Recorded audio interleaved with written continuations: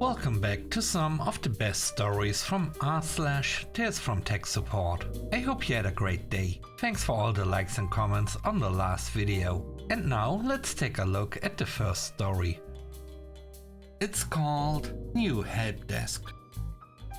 We moved from an MSP managed service desk to our own in-house service last year. As part of that, we created our own fresh service instance for ticket logging and self-service requests. The URL was set as companyname.freshservice.com and was widely advertised out to all users. We had a few users who didn't get the memo and kept trying to access our MSP's old ServiceNow link, but by and large, at least knew to contact us when the link didn't work. 3 days ago, our IT director gets an email saying that he had been set up with a new Fresh Service account and to create a new password for it. He's immediately suspicious, as he obviously was one of the first to get an account set up on our instance. And the URL is for company name helpdesk.freshservice.com. Immediately the alarm bells start ringing. Is this a phishing attempt? Is the email genuine? How many of our users have gotten this email?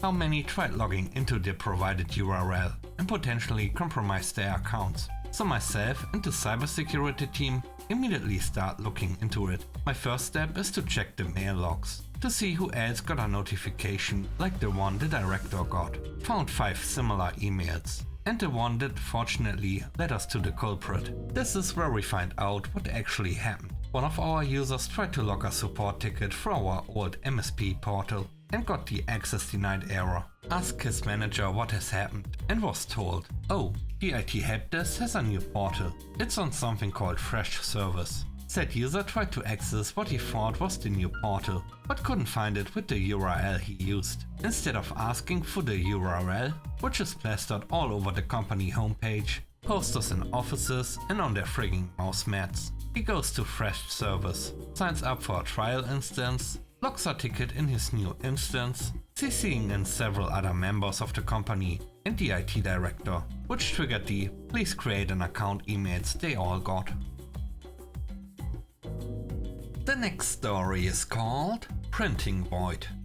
Many years ago, I worked as a tech/helpdesk and desktop tech for a defense contractor. We had this nice lady who was having trouble printing. She was putting in regular tickets, and no one could seem to figure out why every time she printed something, it didn't show up where I expected. She would send it to the printer. The printer wouldn't rake. My boss asked me to go check it out. This was a top secret project in military aviation. I am supporting the computers being used designing parts of an aircraft. I go to this lady and I tell her I'm there to check out her printer. I asked her to show me step by step how she was printing documents. I had her copy and paste a paragraph into a document, save it and then print that document. I watched as she did this. She did everything right. She selected print, which opened the list of available printers. She went down the list, found the printer she wanted and sent it. Poof, off into network land it goes. The void. Then I asked her to take me to the printer she expected it to show up on.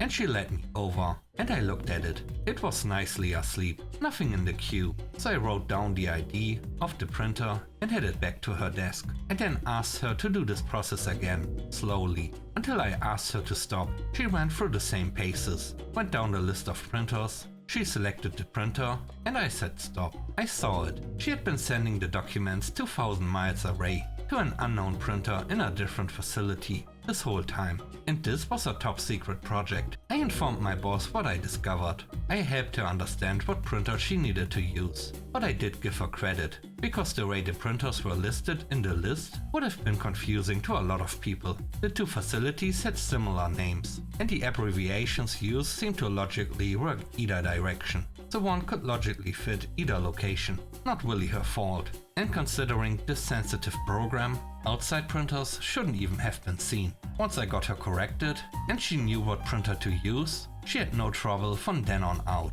There were over 2,000 printers on that list. I showed her how to use a filter for her own building on her own floor. I also set up an icon she could drag documents to for the one single printer she wanted. But to think of all those documents, She told me she had tried it probably 20 or 30 times. That went outside of a classified program and printed in some office all the way across the country. Well, maybe they didn't, but it sure looked like they were. The last story is called AI Call. I call up a client needing assistance, and it's one of those obvious, I'm listening to your message and didn't want to pick up in case I didn't want to deal with you people. I'm getting over being sick still and say basically the same thing when I leave messages. But I didn't think it was any different than others I've left. I specified the information so they know I'm not spam, possibly being monotone, since I felt like garbage. Hello, this message is for X. I'm Y from Z Company, reaching out to assist you on the problem you informed us about and wanted to find out additional information and work with you to resolve. Then I hear a voice, and it sounds like they are giving commands or something like stop and. I paused and said, hello, is this X? This is Y from Z Company. And they keep trying to say something, but their voice over IP phone is crappy. I paused again and said, hi, I'm trying to reach you to assist you on your problem, and I'm leaving a message. Are you there? Or should I continue my message? I could finally hear them. Oh, hi. I thought you were an AI. I didn't realize you were a real person. I know I use the same talk track in messages, but after 2 decades in this, first time I was ever told I sounded like an AI. First time talking to this client too. I know AI has evolved, but you'd like to think when you are addressing the issue a couple times, they'd realize it's the support they were looking for. It was a stupid call too, something that was pretty much a generic question that I wasn't needed for. Watch out, you may be an AI. I'm still checking my systems to make sure I am a human. Only 32% complete. Thanks for watching the video to the end. I hope you enjoyed it. If you did, please don't forget to leave a like, comment and subscribe. And if you have time, watch another one of my videos. Also, if you want to support me further, check out the channel membership or Patreon. And now I hope you have a great day. See you soon. Bye bye.